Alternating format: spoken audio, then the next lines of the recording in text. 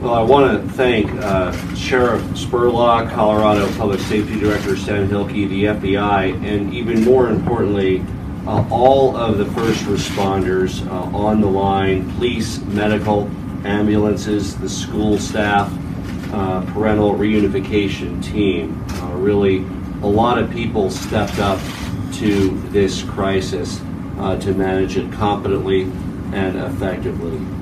Everyone really came together, and now it's time for the community to come together in Douglas County, across Colorado, and our community across the country to support the parents and families impacted. You know, the past 24 hours have been very difficult for Douglas County, for Colorado. We learned that the student's life was taken too soon by this vicious act of violence. You know, as the father of two young children, I can hardly even imagine the horror and the grief that the families must be feeling. And of course, our prayers are for the complete recovery of the remaining victims. Truly, the heart of all Coloradans goes out to those affected in the school community here and elsewhere. You know, I think at this point, Coloradans are really heartbroken, frustrated, still shocked, and frankly sick over a mass shooting occurring right here in Douglas County. You know, schools should really be places where students can learn and grow, safe places, and we shouldn't have to worry about being marched out or being airlifted to hospitals or even losing one's life in a place that's supposed to be a safe place for all students.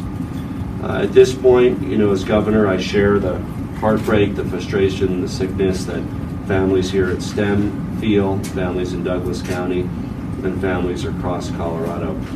We owe a debt of gratitude to our first responders and the men and women who responded quickly to prevent an even worse tragedy from unfolding. You know, time and time again, Coloradans have proven how resilient we are, and this time is no different. Yes, we come together in grief. We also come together to heal, and we come together to figure out what we can do better as a state and as a society. Thank you. Explain at all what the confusion was about the juvenile suspects.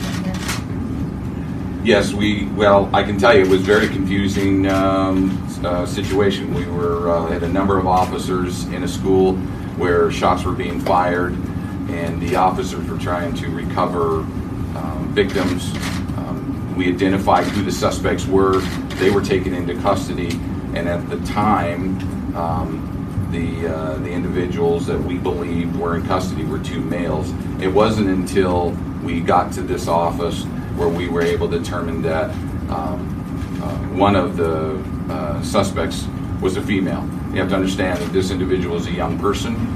This individual is a small young person, and the identity wasn't definitive, obvious to us when they were taken into custody. And then I was shared that information and didn't have anything further when I made my first press release. Can you tell us how you were able to identify the suspects, and what do you know about the motive of the shooting? I'm not going to share information about the motive at this point right now. It's too new. We're only less than 18 hours into this case, and we're still working towards a motive. How we identified the suspects is through basic police work and assistance from the school district. You mentioned another kind of interaction between the young person who died and the suspects, or other students who were in the room and the suspects. Unfortunately, the deceased student, I don't have any particulars about any interaction other than the fact that the person was shot by a suspect. We do know that there were students, and we are going to hear about very heroic things that have taken place at the school. We do know that there was at least one that we can verify, the student that encountered the suspects.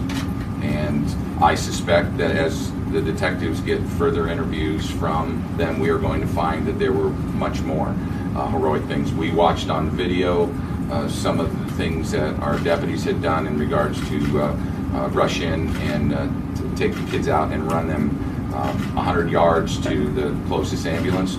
So there was a lot of those things happening throughout the school with employees of the school, other students and staff, so that we're too early to even clarify.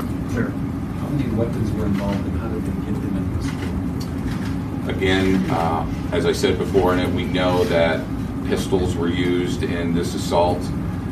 The number of weapons that were at the school and how they got in, we're not releasing because that's subject to the prosecution case. Sure. So there was more than one gun. There was mentioned just one handgun. Yeah, there was 2 handguns, I'll tell you that at this point.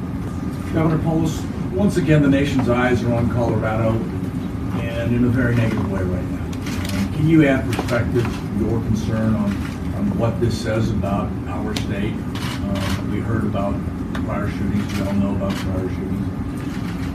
What do you say to the people that are looking at Colorado right now and saying we have a problem? Well, we've been no stranger to tragedy. It was just a couple weeks ago that we observed the 20th anniversary of the Columbine shooting with a solemn ceremony, but also a focus from the survivors now in their 30s, their families. Great to see that many of the Columbine survivors had kids and families of their own. And they dedicated that anniversary to a day of service, giving back to their community, building upon the tragedy that they experienced.